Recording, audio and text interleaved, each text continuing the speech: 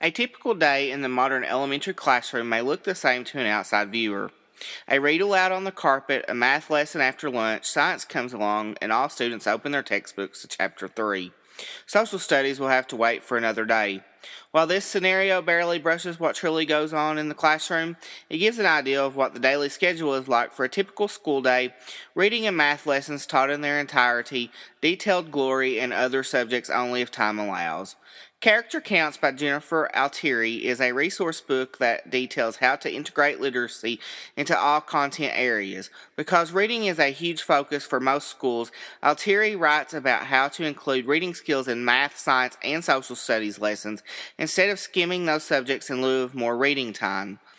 Mrs. Altieri begins her book with a talk about content area learning. She notes how literacy instruction has changed and how new standards such as the Common Core and Next Generation Science standards call for integrating literacy in all content areas by asking students to reflect or explain. Altieri brings about textbook talk fairly early in the book. Many experts began to encourage teachers to see the textbooks as merely one more resource to draw from, she says.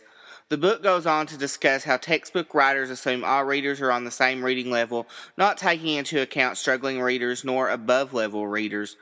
The author encourages teachers to incorporate other resources into their content lessons. Trade books, picture books, poetry, and nonfiction works are a few suggestions Altieri includes. All of these texts help teachers individualize their instruction to better meet students' needs, as well as provide a better way to satisfy children's curiosity. Because content area vocabulary is very technical, students have a difficult time understanding what they read and speak about. Utilizing the aforementioned text will provide a better way for students to understand content. Content Counts continues on to a discussion about comprehension in different content areas. The way a student reads a historical document is different than reading a math word problem or a graphic in science. Math reading requires students to weed through unimportant information, while in science, students should look at the text and any diagrams or charts that are available. Social studies sometimes includes very dense text with a lot of information.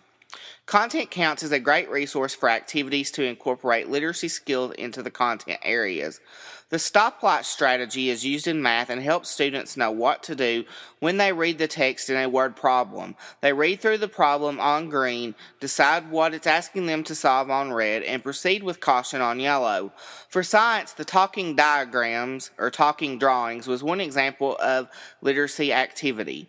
Students focus on the visuals science often presents by allowing students to create their own drawings. One teacher had her first graders draw and label a turtle before the lesson and draw a second, more detailed picture following the lesson. A fun social studies activity is called multiple gist. This allows students to comprehend the main idea of a lengthy social studies passage. After students read a chapter, a trade book, or an article in groups, they will retell the passage in complete sentences using 20 words or less, and then share the main idea with the class. Consult Content Counts for many other strategies for math, science, and social studies, such as iCharts, Is Poetry, and List Group Label. Content Counts also includes a chapter on writing. Writing in content areas engages students' senses and requires students to think about the terms they see and articulate their thoughts. Using math ABC books, science student creating information books, and social studies bio poems allow students to become more familiar with content vocabulary and create a meaningful product. Traditional texts are extremely important in the classroom. However, there are many other types of texts that students can read that have a great deal of value. The benefits of viewing and visually representing information have been shown for many years, but these skills still play a small role in our classroom lessons. Our group thought the Content Counts was a fantastic book and included great information for integrating literacy in all content areas. We held meaningful talks about how textbooks do not support all readers and how school is more than just reading and mathematics. Both of us encounter many wonderful activities we can't wait to include in our respective classrooms.